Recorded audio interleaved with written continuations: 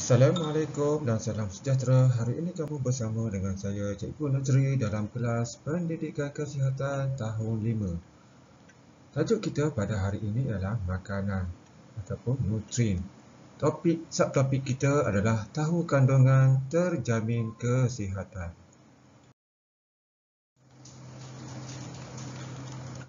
Standard pembelajaran. Amalan pemakanan sihat dan selamat. Hasil pembelajaran, murid dapat menjelaskan kepentingan membaca maklumat nutrien pada label makanan. Okey, mari kita buka buku teks Pendidikan Jasmani dan Kesihatan muka surat 98.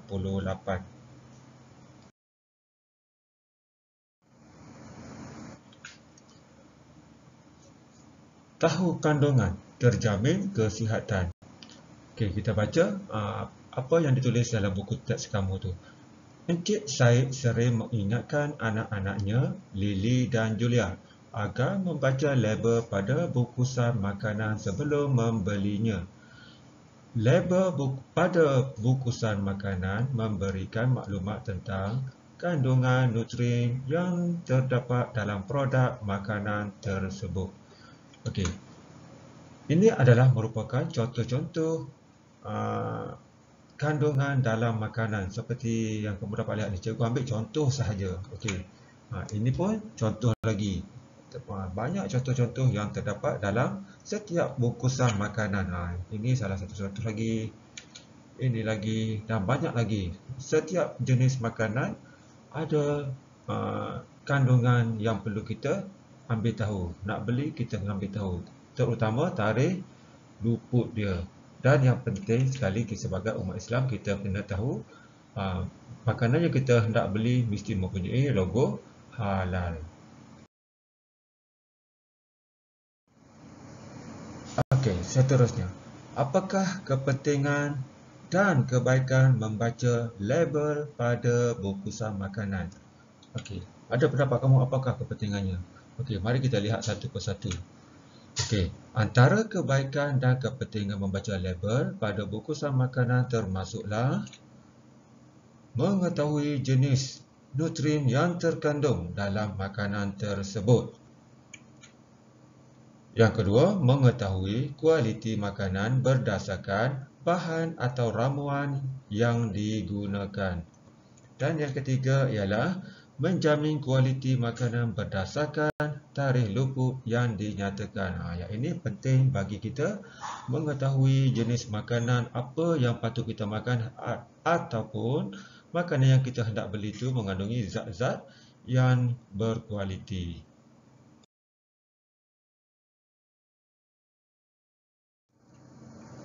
Okey, mari kita tengok gambar rajah yang ditunjukkan dalam buku teks kamu.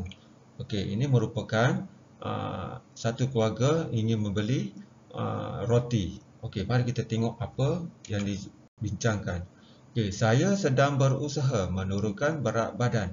Roti ini mengandungi 29.2 gram karbohidrat dan 1.0 gram lemak bagi 2 keping roti. Oleh itu, saya boleh mengawal kuantiti pengambilan makanan iaitu dengan menghadkan sekeping roti pada setiap sajian. Okey, sekiranya dia dah tahu zat dalam kandungan roti itu tinggi, dia perlu mengambil roti tersebut sedikit sahaja setiap kali dia ambil. Okey. Seterusnya, ayah dia. Saya tahu roti ini mengandungi gula dan garam setelah membaca ramuan yang digunakan untuk membuat roti ini. Oleh itu, saya akan menghadkan pengambilan bilangan roti pada setiap sajian. Okey, ayah dia mungkin menghadapi penyakit-penyakit yang seperti darah tinggi ke ataupun kenciman ke. Jadi dia dah tahu kandungan dalam roti ini tinggi gula ataupun garam. Dia perlu mengambil sedikit sahaja roti untuk makanan dia sebagai sarapan ataupun waktu dia nak makan lah. Okey, seterusnya iaitu saya aktif dan suka bersukan. Saya memerlukan lebih tenaga dan tulang yang kuat. Roti ini mengandungi nutrien yang saya perlukan, iaitu karbohidrat dan mineral, iaitu kalsium.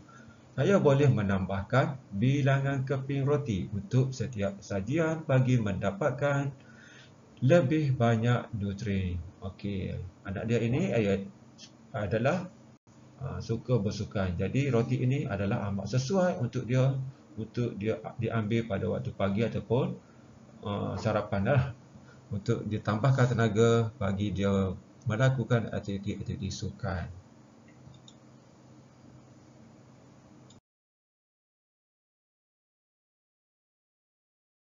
Okey, jadi kandungan dalam setiap makanan itu amat penting kepada tubuh badan kita. Jadi kita mesti mengetahui uh, uh, zat apa yang kita perlukan untuk aktiviti kita setiap hari.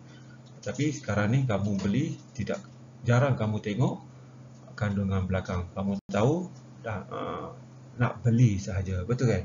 Okey, seterusnya kita pergi kepada muka surat seterusnya, iaitu ini gambar rajah roti dan kandungan yang terdapat dalam roti. Okey, kita tengok satu persatu.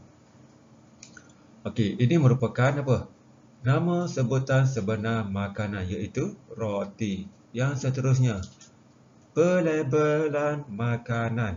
Okey, ini adalah merupakan pelabelan makanan.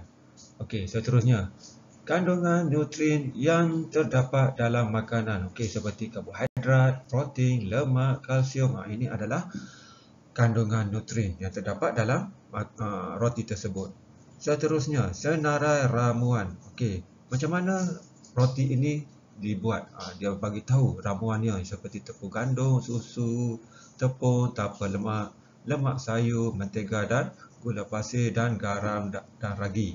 Ini adalah ramuan yang dibuat untuk menghasilkan roti. Okey, pernyataan. Pernyataan ini penting, iaitu bahan ini mengandungi bahan pengawet yang dibenarkan. Okey, mempunyai bahan pengawet yang dibenarkan, maknanya kita boleh makan roti ni. Okey, arahan penyimpanan. Okey, penting juga arahan penyimpanan, jangan letak di tengah panas. Jangan terdedah kepada udara ataupun angin. Kena tutup rapat. Arahan penyimpanan, simpan di tempat sejuk dan kering. Okey, ini yang paling penting bagi roti makanan cepat luput, itu tarikh luput. Okey, guna sebelum 4 Julai 2021. Okey, roti ini sepatutnya dihabiskan sebelum 4 Julai. Kalau dah lebih pada tarikh ni, bermaksud dah tak boleh dimakan lagi, kena buanglah.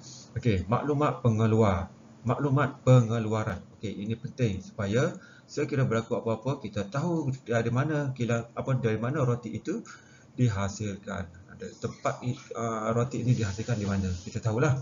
Okey, seterusnya, jumlah bagi satu sajian ialah 60 gram, iaitu 2 keping roti. Saiz hidangan dia kita kena tahu. Lepas tu, akuan pemakanan seperti tinggi kalsium. Ini adalah penting jugalah untuk kita mengetahui roti yang kita nak beli. Seterusnya, jumlah hidangan bagi satu bungkusan adalah 7 hidangan, iaitu 14 keping. 7 hidangan maknanya 2 keping setiap orang. Mana boleh dapatkan 7 hidangan. Setiap orang akan dapat 2 keping lah. Macam itu maksud dia.